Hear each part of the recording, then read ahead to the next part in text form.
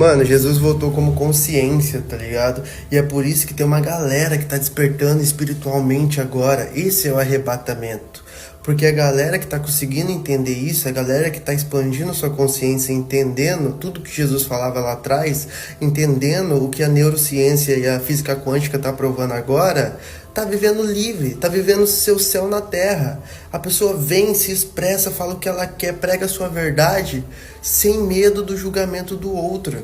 Porque ela sabe como o mundo funciona. Eu sei que tem uma galera que não entende isso também não julgo.